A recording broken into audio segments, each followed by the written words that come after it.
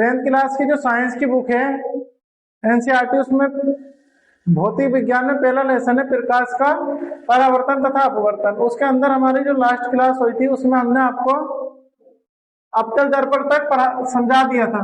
इसके बाद में हम शुरू करते हैं उत्तल दर्पण। उत्तल दर्पण क्या होते हैं? उत्तल दर्पण ऐसे गोलीय दर्पण जिनका परावर्तक पृष्ठ बाहर की ओर वक्रित होता है, उन्हें उत्तल दर्पण कहते हैं।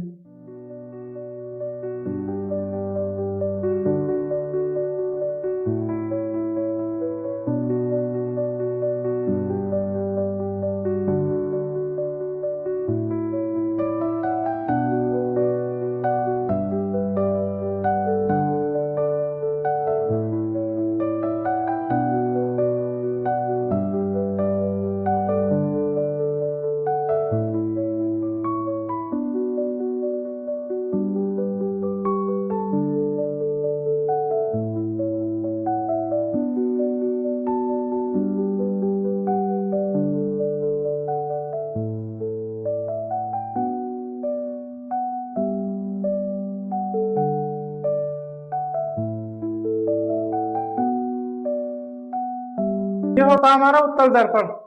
उत्तल दर्पण से जब कोई प्रकाश किरण टकराती है तो बाहर की ओर चली जाती है। इसमें अंदर की ओर होता है पालिश, इसका परावर्तक पृष्ठ होता है बाहर की तरफ।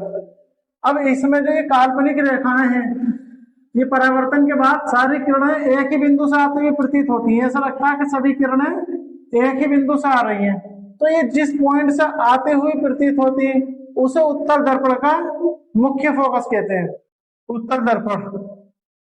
तो ऐसे दर्पण जिनका परावर्तक पृष्ठ बाहर की ओर वक्रित होता है उत्तल दर्पण कहलाते हैं। उत्तल दर्पण का मुख्य फोकस क्या होता है? देखो, ये परावर्तित किरण है, ये सभी एक ही बिंदु से आते हुए प्रतीत हो रही है कि सभी यहाँ से बन के चली है। जैसे ये किरण यहाँ से गई है, ये भी यहाँ से गई है, ये भी।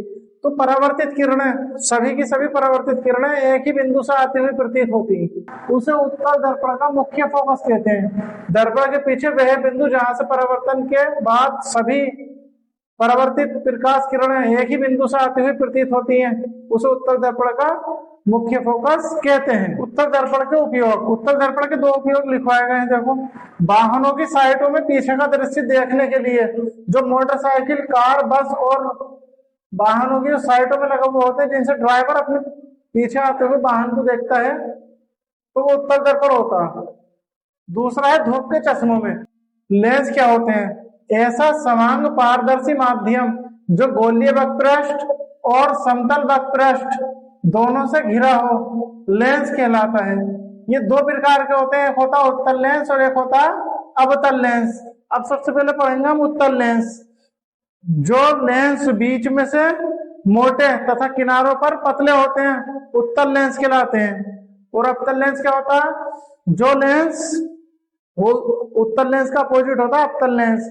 जो लेंस बीच में से पतले तथा किनारों पर मोटे होते हैं अवतल लेंस कहलाते हैं। देखो, उत्तल, ये लेंस जो होते हैं दो होते हैं, उत्तल लेंस और अवतल लेंस। इसमें से उत्तल लेंस, जो लेंस बीच में से मोटे तथा किनारों पर पतले होते हैं उत्तल लेंस कहलाते हैं। इसका अपोजिट होता है अवतल लेंस। जो लेंस बीच में से पतले तथा किनारों पर मोटे होते हैं अवतल लेंस कहलाते हैं। ये बीच में से मोटे होते हैं और ये बीच में से पतले होते हैं। ये किनारों पर पतले होते हैं और ये किनारों पर मोटे होते हैं। थ्योरी दोनों की बिल्कुल सेम है। जो लेंस बीच में से पतले, मोटे तथा किनारों पर पतले होते हैं उत्तल लेंस।